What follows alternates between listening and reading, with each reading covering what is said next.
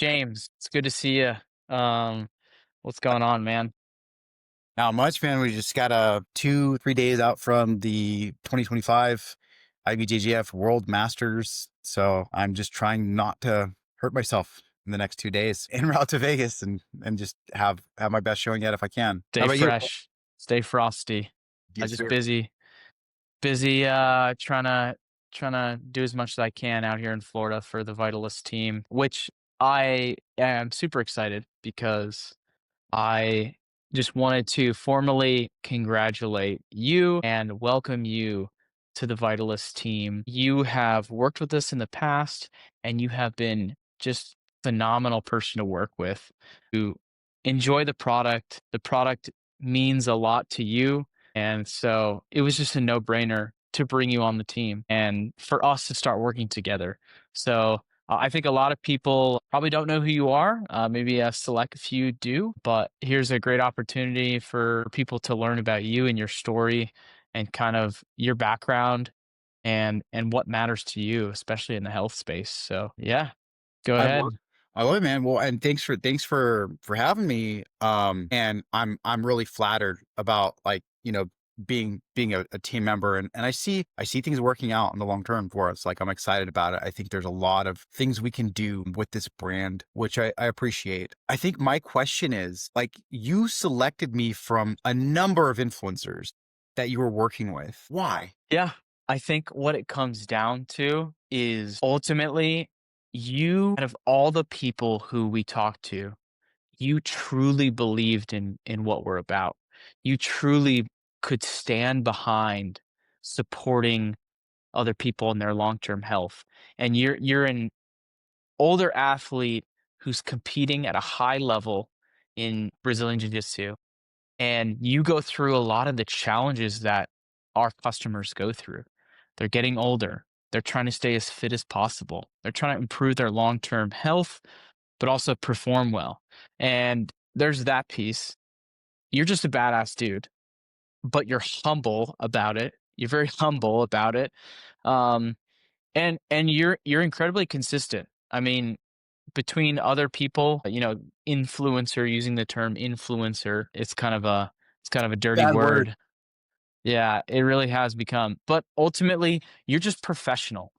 You were just like the most professional person that we worked with. And so I mean, being local in the San Diego area, being an older athlete who's consistent, who cares about the cause, and somebody who's just professional and is down to kind of work together. That's why we picked you.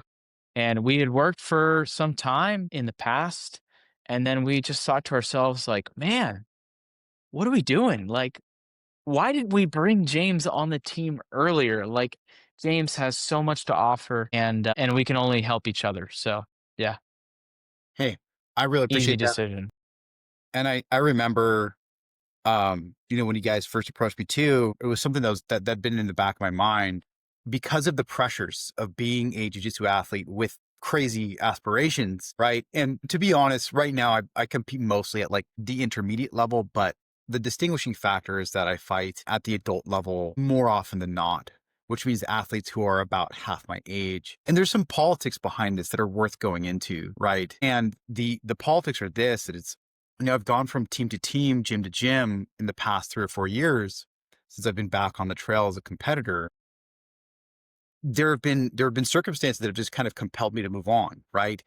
Whether it was what was going on at the gym or just the gym not being big enough to meet my needs, or not having the people, really the training partners that I would need for me to achieve my goals. And like, nothing personal and nothing bad to say in most cases against any of these gyms, but like, hey, like, I wanted to really give this thing a shot, after taking second place at the Nogi Worlds, in 2022. I was like, hey, like, I want to see how far I can take this, right? I don't have family to take care of. I don't have a wife or kids or anything like that. I'm a coach by profession. I help athletes who have wild ambitions as well. People in the military and law enforcement, jujitsu guys who all aspire to some kind of greatness in their own lives. But let me see what I can do, like leading from the front and trying to just do stuff that people think someone my age has no business doing. Finding guys half my age and, quite often winning, right?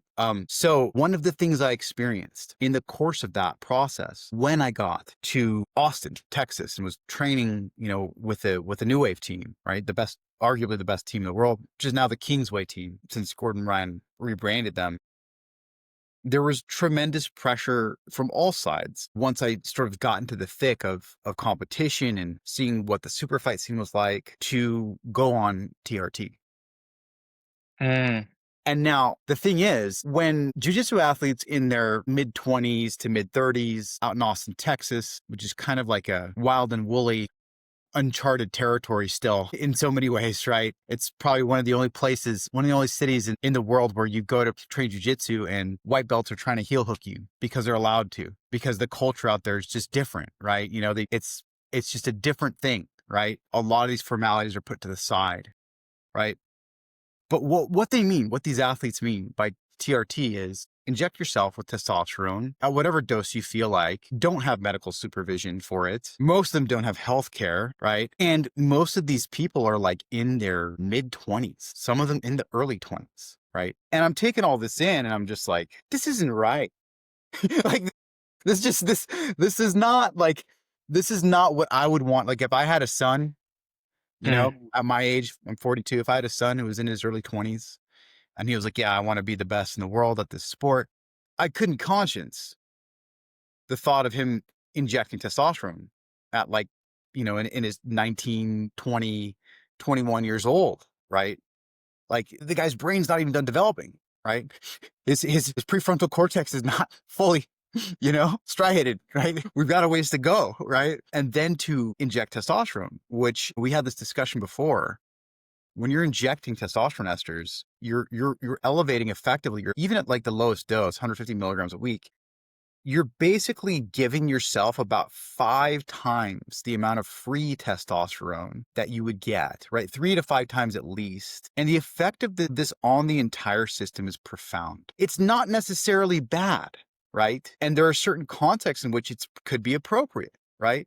I'm not saying it's not. I'm not saying TRT is bad, right? But when we talk about TRT in the jiu-jitsu world, let's be real. We're talking about steroid usage. We're talking about performance enhancing drug use and or abuse. And the entire culture of that was extremely alarming for me, right? But then there's this need on the other side of it, which is I'm only getting older, right? I'm choosing to fight these younger athletes. My body is breaking down, right? And so within the rules of fair play, within, water regulations, USADA regulations, and within just what I know in terms of like what would suit me in terms of caring for myself, it had always been in my mind before I met you guys. Like, James, you have to do something about this, right? You can't just be an ostrich about this and put your head in the sand and be like, nah, nah, nah, nah, nah. Like this is even like something in terms of me protecting myself from the hazards I literally put myself in front of, namely kids in their early 20s or teens who literally want to rip my arm off, right? Mm-hmm. So what am I doing? And that's when, when we started talking at first, I was like, cool. I've been wanting to get on some kind of testosterone supplement for a long time, right? Mm-hmm. There was the opportunity for me to sort of vet and try out your product. And so I was excited. I was like, cool, this is right up my alley. This is what I need. Something that's natural, something that's, not in a violation of any kind of doping agency's policies. Something that should be healthy. Like it's no insane amounts of insane things, like generally recognized as safe supplement ingredients. And yeah, and I think that's part of the reason why I've been really motivated to be like, yeah, I'm about this. Like, let's see what we can do with this. Let's see how far we can push this. Let's see how we can grow. Yeah. Cool, man. That's I mean, it's interesting to hear it come full circle because you're interested in testosterone for not only because you're getting older, but for performance, and you kind of came about it as a jiu-jitsu athlete. Do you see as a coach kind of it being useful to the average person that you're training? Would be my first question. And then my second question is like, let's just talk about, most guys who are over 30 who you coach and who you see. Like, what do you think would be the best place for most Americans to start. I mean, we're all getting older. We're surrounded by so many things. So, I mean, as a coach, what would you say about your take on long-term health and our product, I guess? Sure. So as far as people who could use like a boost in their testosterone, who want to have that sort of sense of vitality, men in particular, like a supplement that does something for that. Here's what I like about that, right? And what I like about it is even if there's something notional about it, right? The investment still orients you in that direction of saying, okay, caring for my strength and wellness is something that's critical to me, right? This is a value that I make. People in America, as we know, spend all kinds of money on all kinds of stupid stuff that's really bad for them every day. And I'm not saying I'm exempt from this either. We value entertainment a lot. We have more fast food chains than probably any other country in the world, right? Our economy and our culture of business tends to be extractive, right? Well, how do we drive up profit margins, right? What can we do to upsell this customer? And within the context of things like food, nutrition, health, one of the easiest things that you can do for that is just to appeal to short-term thinking or even impulse, right? Which is why we have these impulse buy, snack stands everywhere, right? Full of like shitty food, convenience food that like nobody really needs, but it's right there in your face as you're checking out. What's another couple extra dollars gonna hurt, right? And so with these things, we at least have, like as Americans, I think we have this kind of notional commitment to keeping ourselves entertained, keeping ourselves occupied, making sure that we're never going a moment without some kind of pleasure, right? But what would happen if we just took, I don't know, less than $100 a month and put it towards, I'm going to make sure that like I'm on top of my vitality, on top of my hormones, on top of this thing, testosterone, that is like a really crucial part of my recovery, my sleep, my mood, my work ethic, my bearing towards life and myself. Like there's something symbolic in that. Even if, we're not pumping TRT like results with this yet. And I'm saying yet because I have something that I really want to talk to you about, that I think will be exciting for you.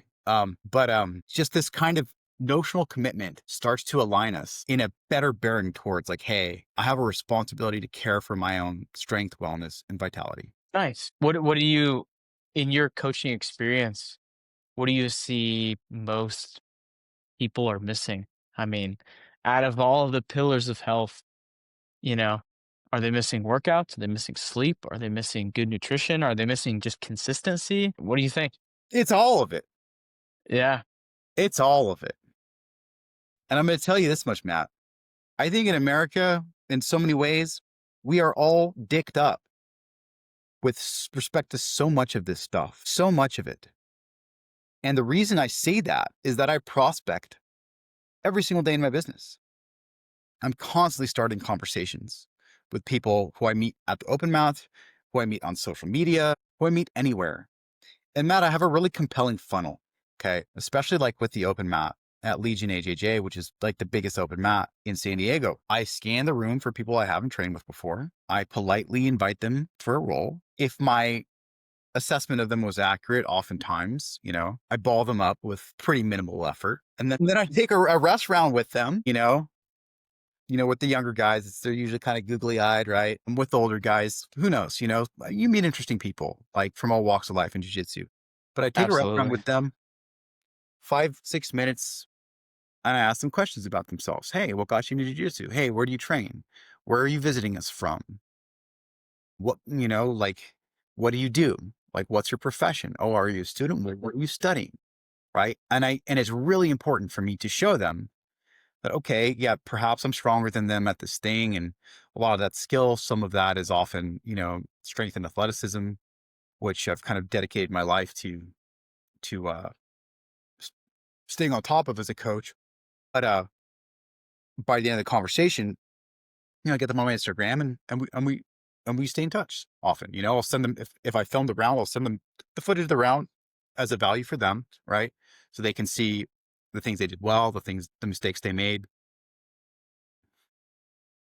And, from there, right? The conversation starts to unfold, right? And often when people have this kind of awe-inspiring encounter, right? For some of them, for some people, I certainly take my licks and lose, at the open mat as well. If I'm doing things right, I pick some roles that are tougher, right? But people will have this kind of experience, and sometimes it's a really glowing experience for them. They're like, wow, right?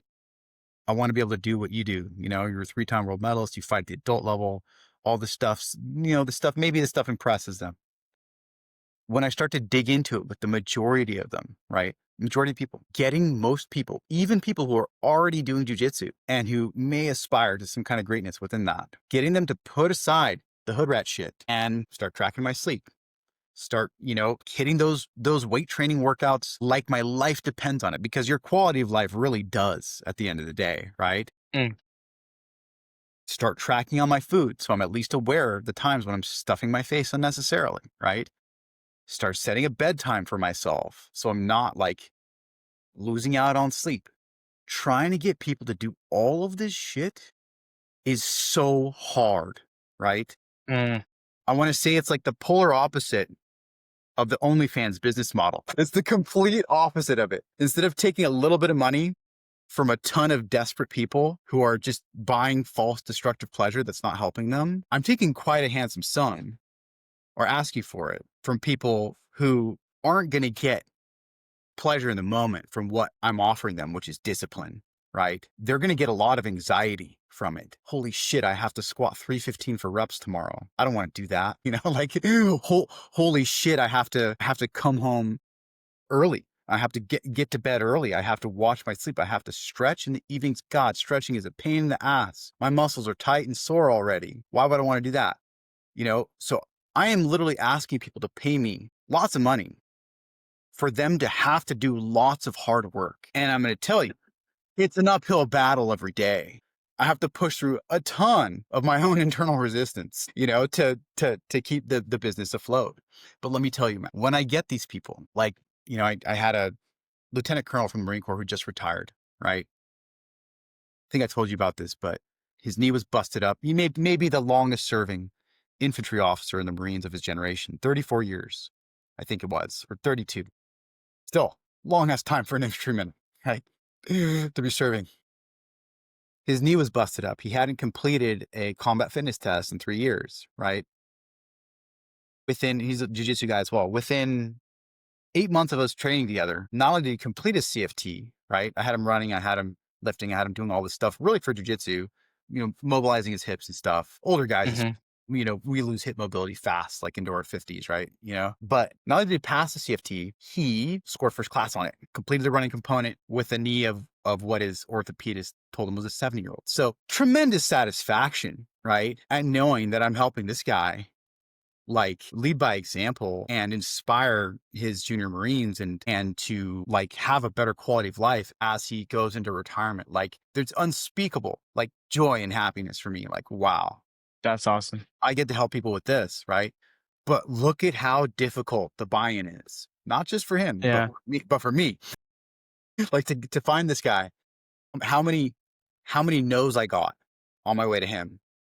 Like this badass Marine infantry officer who didn't flinch when I asked him, on a video call like this for $3,600 of his own money, right?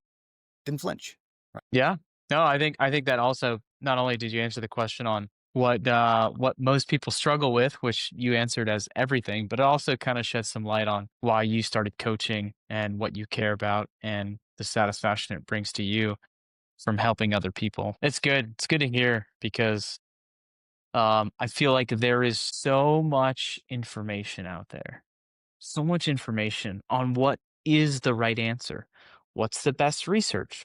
What's the best exercises? What's the best foods? Oh, you got to be eating wild blueberries and your protein has to come from this source. And you can't be eating carbs in the morning or whatever. You should be fasting or you get it. A lot of information out there. It's frustrating. And I feel like most of the time, people don't need more information on what is right and wrong. They need simplicity and they need someone to help them along the way. And ultimately, and this is what I believe, and it seems, as a coach, you would probably agree with me from what you've seen, but For most people, you get so far with getting good sleep, eating good nutrition. I mean, not even talking about tracking your protein or tracking your calories. I'm talking 80-20, 80% of the time you're eating whole foods, 20% of the time you go out to eat or whatever, you have some extra dessert. 80-20 on the food, and you get out there and exercise. If you can once a day, even if it's for like a 15-minute dog walk or a 20-minute workout. I mean, sleep, nutrition, and exercise is what for me, I mean, I've lost in the past 2 years, I've lost 21 pounds and seem to retain my muscle mass, and I feel pretty damn good, and I really think I attribute it to those 3 things, and it feels good. I mean, it feels really good, but the point is simplicity and discipline, and you're helping people do that every single day. And I'm sure they have a lot of anxiety around, oh, I should be doing jujitsu and I should be doing sprint workouts. Oh, I should also be doing strength training. What's the best way to deadlift? How can I? And I mean, that's where you come in. So, Well, yeah, and making it all hang together is daunting, right? Because there is not just so much information, but there's so much misinformation, right? mm, And the scary thing about the time we live in is that some of the most prominent, sought after, and actually like listened to people who advise in the health and fitness space are absolute grifters. Absolute grifters. There's so much smoke and mirrors. There's so many lies. There's such a huge lack of integrity. Right. And what it boils down to again is this kind of attitude towards business, I think, which is, well, we got to maximize profit margins. Like it's where business is viewed as this kind of zero sum endeavor where it's mhm. like, hey, let me just take as much as I can and not worry too much about what, the truth of what I'm saying or whether or not, the person paying me gets something of genuine value. Right. I'll give you an example. I saw this fitness influencer girl, this reel, and clearly cosmetically enhanced. Let's just put it that way. And she's talking about an ancestral lifestyle and advocating for the use of nicotine as a pre-workout or a general stimulant and saying big food or big pharma or whomever doesn't want you to do this because they don't have your best interests in mind. But nicotine is also in eggplants and it's in other nightshades and it can be really healthy if you did it. And she's popping a Zyn and it's like, where did you get the ancestral silicone for your boobs, right? Like, what are you talking about? Like, no, nicotine is poisonous. It's really fucking bad for you, right? Like, even in like small doses, it's one of the most toxic things you can take in. Is there a context wherein it can be ergogenic? Sure, fine, right? But like this asinine argument about it being like ancestral, right? This makes Mm. zero sense. You know what else was ancestral? People dying before they were 30. You know what else was ancestral? Your teeth rotting out because you didn't have toothpaste or toothbrush. Getting eaten by a saber-toothed tiger. So we live in a different time, right? Yeah, So, absolutely. but people will, and certainly she's using sex to sell because she's really attractive, right? And that's just one example. Like on the male side, it's just as bad, if not worse, of course, right? We've got all these guys, so much in the jiu-jitsu space. They're on all the drugs, all the Yeah. drugs. You look at these guys, 30 years old, 6'3", 250 pounds, 10% body fat. This guy looks like a Marvel's Avenger in real life. And they're selling some kind of low ticket monthly subscription coaching to like their 100,000 followers or 400,000 followers. And these people are paying for this program in hopes that they too can look like this guy. You think I can grow to 6'4" and be 250 pounds? Maybe it's worth it. I mean, they have I'm surgeries. 5'6", by the way. Oh, So, yeah. yeah, it's not happening. well, well, shit. It's just one of those things to where it's like so many people in the fitness space, right? They play on people's insecurities, right? Yeah. And there's at least some kind of covert, deception going on. At the very least, they're not disclosing information that people need to know, right? to make a judicious decision. And so that is why I think it's really important for fitness brands to pop up like, like yours, which I think has integrity, right? You're not coming out and saying, hey, this is better than steroids, right? You're not coming out and saying like this is going to solve all your problems, right? What you're doing is you're saying, hey, with a lifestyle that involves getting the right amount of sleep, working out, being active, being out there in community. Another thing I like about what you guys do is like you have all these community events and stuff like that so that people can get together and celebrate like being active together and being outdoors, right? But that's kind of your promise is like, or the Vitalyst promise, as I understand it, is if we get everything dialed in, and we have this little extra thing thrown on top of it, man, we're gonna get really good results, right? Yeah. And the results are they vary between people, of course. And I mean, you've done some testing with it yourself. I've obviously tested with it myself. I take it every day, fully believe in it. So that would be pretty crappy if I sold a product to people just like me and I didn't take it myself. But no, I mean, ultimately, I think we knew that, like similar to a multivitamin, you can help yourself, you can help your body be as normal as possible.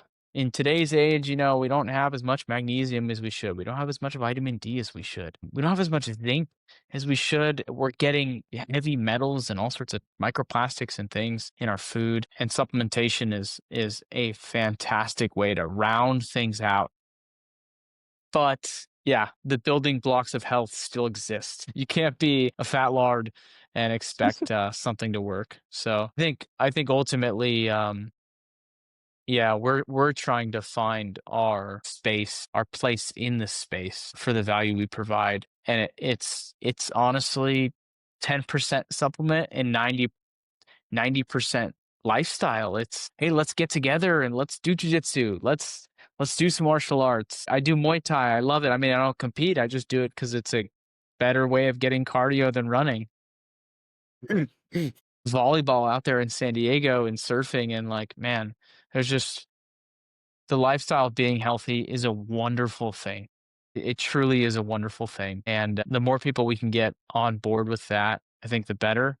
Um, and we realize too, our testosterone supplement is very difficult to sell to people. A lot of people don't really care about their testosterone levels and they don't really care about a supplement that we sell. So we're kind of looking to how we can become as impactful as possible and to provide as much value as possible. So that's kind of the challenge moving forward, if I'm being honest, and super happy that you're on the team because you are an inspiration in the jiu-jitsu community, especially in San Diego. Your reach is farther than, your Instagram followers say. You are just you're an awesome dude and you're a great coach and we're really happy to have you on the team because we're doing volleyball events and we're going surfing and cliff jumping and we like to do all of that, but your martial arts experience, your dedication to the sport, not only to be a competitive athlete, but to do it without taking performance enhancing drugs, to bring people up around you, to bring the community together through the sport is just like you're just a poster child for what Vitalyst is all about, man. So we're so happy to have you on the team. And I mean, for people that you have dedicated your main hobby is jujitsu. So for people that aren't familiar with jujitsu and they want to go to you for training in the San Diego area, or they want to go to you to just get introduced to jujitsu, what would you say to people out there who are just like, man, I haven't worked out in 5 years. I haven't been eating healthy. And this James guy seems super humble and cool. And I'd like to get together with him and train and just have fun. What would you say to that person to kind of, I guess, inspire them to do jujitsu? Maybe not compete, but just to go out there and have fun. Sure. So you can catch me anytime at the Legion AJJ open mat. I'm usually there almost every Sunday. And the whole goal with that is again to meet new people as much as to, the cool thing about jujitsu is like when you get to cross train an environment that's really supportive of cross training, you get to see so many different styles and you get to see how your style, links up with other people's styles. And so there's this really wonderful sort of diversity in the room that we get there. It's free, doesn't cost you anything. Come out, have a roll, if you want to. Uh, you can also contact me on Instagram, fight_fit_training, right? You can DM me. I'm happy to respond to any DM requests, any questions people have, right? Any help people need. And the other thing, that I did want to mention to you, Matt, is, as somebody who is a registered patent agent who had a specialty in biosciences and who worked in that field and has a pretty good understanding of a lot of this stuff, I have like a really interesting vision for the future of the company and for where we might head with this. And I think one of the things to make things really pop and get people more excited is going to be for us to even work on the formulation. And I think that it's not unreasonable if we evolve it, iterate it, and if we grow like I think any company should, right? It's not unreasonable to think that we could have something that's all natural, that rivals, at least in clomiphene, at least approaches TRT levels of performance, but isn't associated with any of the negative side effects, or many of them, say suppression, um, other problems with TRT. Suppression being probably the dependency, right? Suppression dependency are probably the two biggest ones, right? And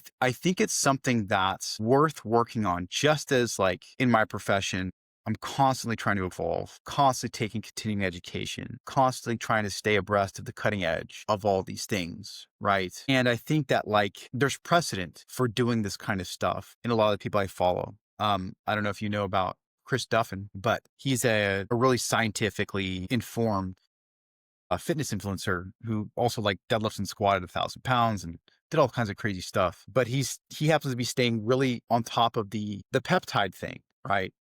And he's every month a new peptide comes out and he's saying something about it, all technical scientific stuff, right? But another thing I like about him, right? Number one is he understands what these things are actually doing, which most fitness influencers don't, right? A lot of these guys just go on all kinds of steroids and stuff, and then they start doing peptides, and then they start selling peptides to people, Mhm. like forgetting that they actually got all their gains from the steroids, right? So like, again, fitness smoke and mirrors. But Duffin, what I really like about him is it's the same message from him, right? Where he says like peptides aren't a cure-all. Have to get the foundations right first. You have to create the proper environment for them to do the highly specialized things that they do, right? And so again, what I'd like to suggest is if we start with this foundation, right, of hey, like we need to make sure like all these sort of fundamental things are taken care of: sleep, nutrition, exercise, right? I mean, even before I got on the Vitalyst, we tested my total test and it was at like 722, which is pretty high, right? For a guy my age, really because of training and nutrition. And my sleep is atrocious, so it couldn't be that.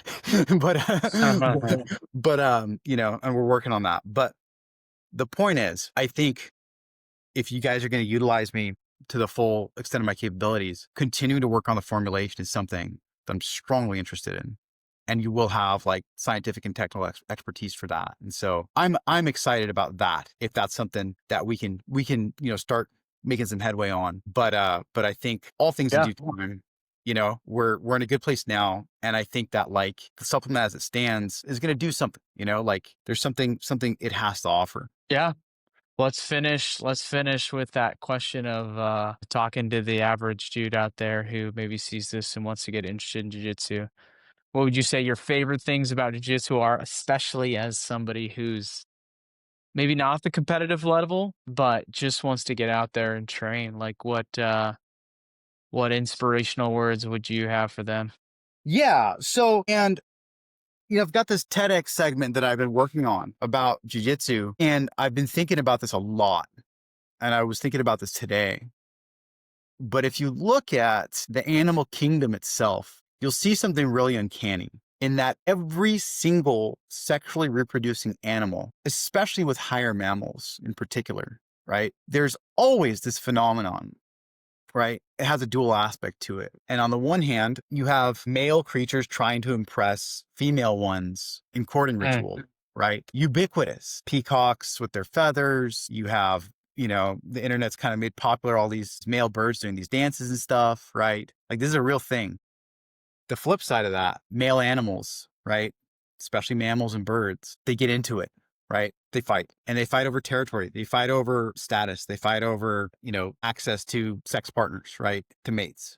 Okay. But here's the thing that we don't really think about too often. Even nature has baked into these rituals of combat fail-safe mechanisms to generally prevent lethality and or serious injury. All right. Think about deer locking antlers. Neither of them usually get seriously injured. One typically submits and walks away. Gorillas pounding their chests, right? Usually the sign of dominance is sufficient to get the smaller or weaker male to back down, right? Now, here's the thing about being human and being male. All of these programs and structures are still from 300,000 years of evolution, or they're still up there in our brains and our nervous systems and our bodies. Where do we actually get to expunge this aggression in a healthy way in civilized society? Where do we get to do that? Okay, maybe in some of the ball sports like football, it's kind of still a little mediated, right? Maybe in some other, like, to a lesser degree in some other things, right? Friendly competition, board games, but there is really nothing quite like the visceral, primal satisfaction of either dominating on the one hand or being dominated by another person one-on-one, right? And that's what jiu-jitsu allows you to do with elegance, with grace, and in a dance-like and artful way. We take our aggression, we sublimate it into this art form that's extremely dance-like and technical and has knowledge as kind of like its leading aspect, right? Truth as its leading aspect. But the truth that's no less important is men need to contest each other.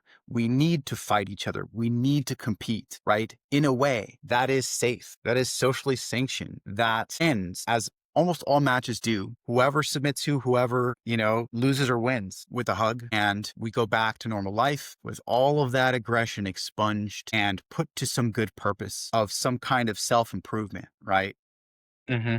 And so I see in jiu-jitsu, I see risk taking, I see courage, I see personal courage, I see the expungement of our animal energies, our aggression, I see friendship, I see community, I see intimacy, I see being close with people, making friends, helping each other to get better, not by just sort of being yes men and just appeasing one another and just saying, oh, you're so fucking great. I really like you, right? We see how great we are, right? We test each other. Hmm. We challenge each other. We systematically look for each other's strengths and weaknesses. We don't just build each other up and we don't just break each other down. We kind of do both at the same time so that we can become truer and stronger as people, right? And this is what, to me, this is the highest value of jiu-jitsu. It's not literally who can beat who in a fight, because at the end of the day, a 4-inch blade or a 22 caliber bullet is all it takes to make all the beautiful jiu-jitsu in the world completely useless, right? Yeah. It's not for self-defense in the overt sense of it. Maybe for people in the military, law enforcement, yes, it's tremendously valuable for that. Hmm. But for your average citizen, male citizen in a first world country, the kind of self-defense that jiu-jitsu is most valuable for is defense against internal enemies. Mm. Laziness, isolation, depression, despair, a lack of self-confidence, a lack of personal courage, right? That's what I think this art is really all about. And, if that's what you're short on, I can hardly think of anything better to do than jiu-jitsu. Yeah, man. The end there, you really tied it in. I like that analogy of self defense, and really, you're just trying to get out there and get away from your demons and train your character, really, just to be a better man or woman. Yeah, that's fantastic. That's good stuff, man. All right. Well, great conversation. Thank you for introducing yourself and showing the Vitalist audience who you are. We welcome you to the team and stoked to see what you got, Me too, man. Excited for it. Really looking forward to what the future brings. James. All right. Till next time. See ya. Sounds good.